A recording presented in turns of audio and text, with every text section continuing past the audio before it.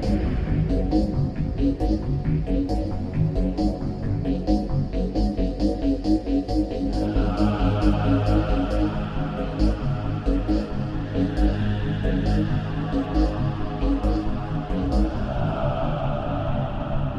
what's up, guys? It's Billy. Welcome to the Scary Dad Podcast, episode 149, and this one is going to be titled Taking a Break.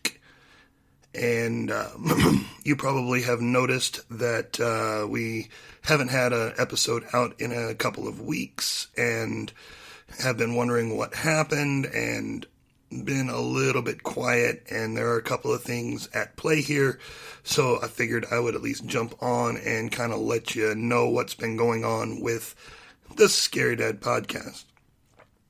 Well, first, at the end of September, we had Scary Dad's Haunted Halloween show, our big horror and Halloween event here in Houston, Texas, and it was a 2-day event, and we did pretty well. We grew over last year, bigger venue, more stuff, more people, more moving parts. And we worked really, really hard on it to bring it to the horror community here in Houston. And it was pretty exhausting, actually. My little step counter in my phone says that I've walked about 30 some odd miles that weekend, just back and forth across the exhibitor floor and up and down the elevators into the panel rooms. So once we got home and dumped off our supplies, then I had to return the monsters to all the people who let me borrow them, thanks specifically to Trace Evans and the Haunt at Shady Manor, which will be opening next weekend on Halloween, or the weekend before Halloween. And so it was a good show. A lot of people came through, a lot of wonderful vendors. I actually spent all of the money that I would have made on the vendors themselves because there was so much cool stuff. Special shout outs to our guests, Dirk Strangely, screenwriter Tom Vaughn, our sponsor HC Productions, Johnny out at Sirenicide, and Lance out at Horror Returns for coming in and doing the Podcast 101. That was awesome. Shane and Ryan Glasgow out at Purgatory Scream Park. They're doing some great things out in Kingwood there. And then Jay Mazer, Jessica Rainey, and Lisa Vasquez for running that literary track. That was probably the most popular room of the weekend. And then, last but not least, Mariana Lowry and Randy Garza El Ariachi for running the cosplay room upstairs. So, interesting weekend. A lot of people showing up in costumes and having a good time. A lot of kids running around. It was a lot of fun, and everybody seemed to be mostly happy, which is the best you can really hope for with a convention like this. So then, like I said, I got home, unpacked monsters, had 30, well, maybe not quite 30, maybe 20 some odd stacked bins of random stuff in my garage that had to be sorted out and gone through after packing up and shutting down on Sunday afternoon. Shortly after that, maybe from just running around talking, I lost my voice for about 3 or 4 days, and you can still kind of hear it's some sort of something that seems to be hanging on. But I'll have this sort of thing where I'll start talking and then mid-sentence, it sounds like I'm starting to cry, and then my voice will go away completely, which is not really good for public speaking, radio, podcasting, what have you. So I was going to do some replay episodes, some throwback episodes, some of our first ones. The only problem whenever you do that too often is that iTunes and Google kind of tend to get upset at you and start dropping your rankings because it's like a republication, so it's not new content. So I wanted to be careful not to do that, and honestly I don't really know why, because we're not too high up in the Google rankings to begin with. But regardless, if you know something is looked down upon in the blogosphere, why kind of put eyes on yourself doing it, right? So, thought, okay, well, we'll let this next week or two, let whatever this grunge is kind of bypass, and we'll get back to recording. Well, then my partner Scott and I couldn't quite find a day that we could sit down and record, whether in person or online. Our schedules just sort of seemed to explode right after Halloween show. He had a couple of people at his job quit, and he's actually doing two roles. Whatever his job is, he's doing the work of two of that role right now. So he's pretty much working day and night and doesn't have a whole lot of free time. If sleeping, it could be considered free time. And then, excuse me. And then on myself, I'm so smart that I agreed to be. Well, I'm listing it as if it's a negative, and it's not. It's just because there's just so much going on. But about 15 years ago, well, not about 15 years ago, 15 years ago, I started a band with some buddies, and they're called Thunderpants. And me and Dennis and Terrence started this band while we were sitting around drinking at a bar one night, and we auditioned some players and became a band and played around town and worked at it for a few years. And then right around the time that my youngest was coming,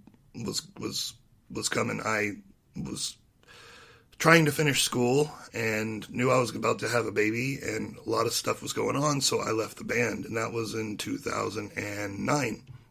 So right around 10 years ago. Well, they kept playing, and they hired new guys, and they've had sort of a rotation of different players over the last 10 years. But for the 15-year anniversary, they're pulling us all back together to come in and play sets together. So that's fun. The only problem is that it is on October 25th, and on October 26th is the epically huge Halloween party that we throw at our house, kind of for all of our friends, family, and our neighborhood. The last couple of years, we've gotten upwards of about 60 people, not including children, running around through our house on this particular Halloween party. We close off part of the street, and when I say it's huge, I'm not exaggerating even a little bit. So we've been preparing for that. I've been trying to get all my Halloween decorations kind of parsed out from what we used at the show versus what I'm going to hang up in the house and put up and whatever. And at the end of the day, I'm having dreams about plastic storage tubs, bins upon bins upon bins, and they're haunting me in my sleep because there's just so many of them and so much stuff to do.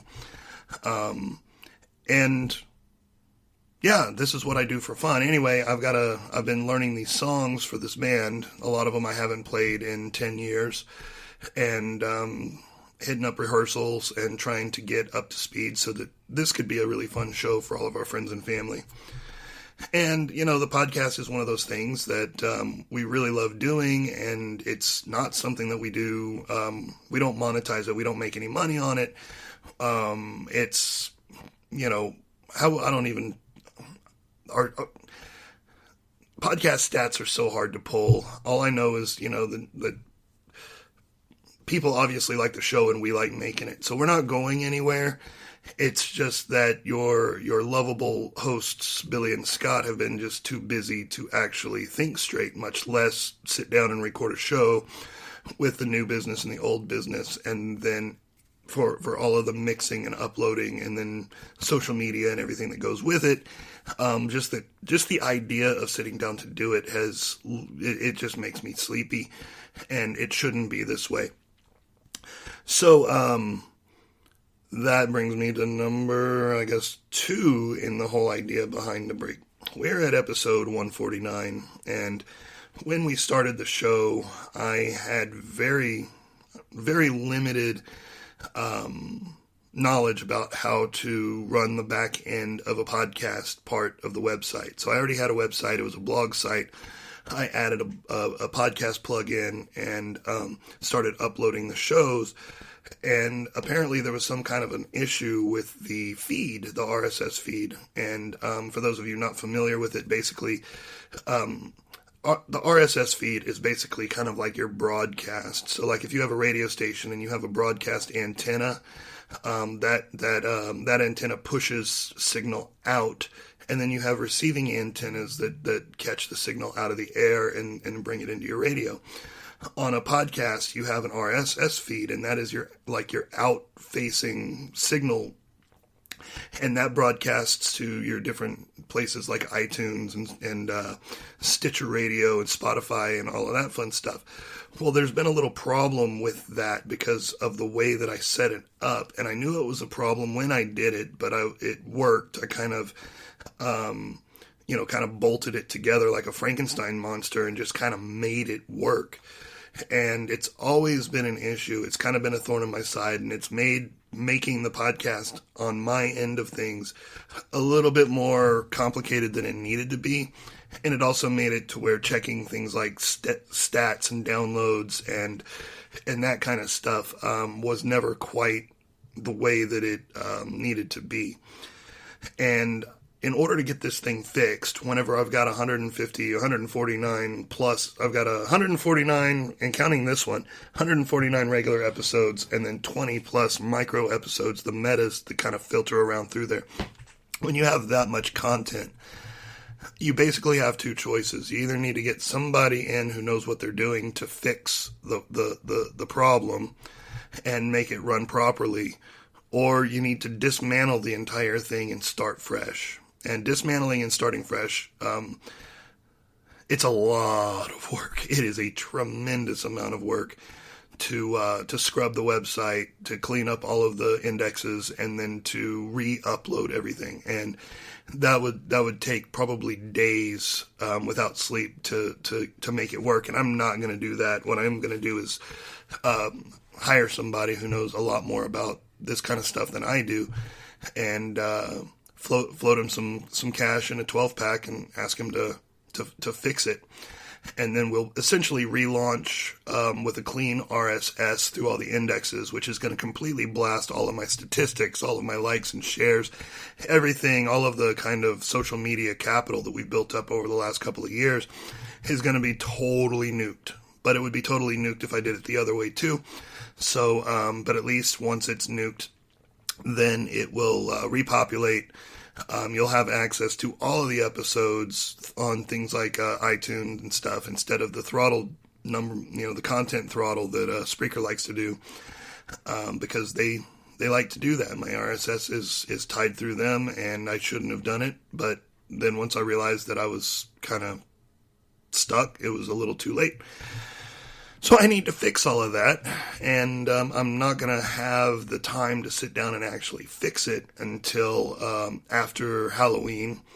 And then after Halloween, we're traveling for a weekend, and then we're back, and then I think I've got a weekend off, and then it's Thanksgiving.